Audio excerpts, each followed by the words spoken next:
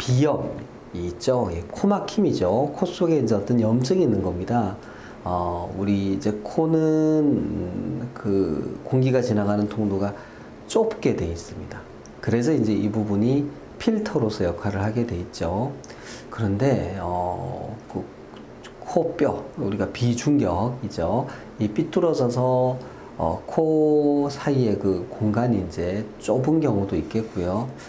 그렇지 않고 알레르기라든지 어떤 뭐 예를 들어 감기 바이러스나 감기 때문에 코 속에 염증이 생겨서 이제 코 속이 부으면 그게 이제 비염인 상태가 되는 거고요. 그 비염으로 인해서 붓게 되니까 좁은 공간이 더 좁아지겠죠. 그러면 이제 코 막힘이 생깁니다. 그 상태로 주무시게 되면 코골이 소음이 심해집니다. 되게 그럴 경우에 코 막힘이 있으면 이제 입을 벌리고 호흡을 하게 되거든요. 그러면 이제 입을 통해서 드나드는 공기가 목젖을 치게 되고 코를 통과한 공기가 이제 속도가 빨라지기 때문에 또 목젖이나 부드러운 조직을 떨게 만들어서 코골이 소음이 심해집니다.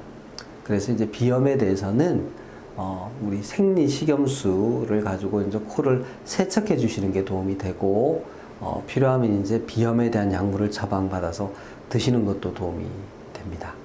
한편 이제 비염, 코골이 그리고 수면무호흡증이 있는지는 이제 수면다운 검사를 통해서 진단을 받으실 수 있고요.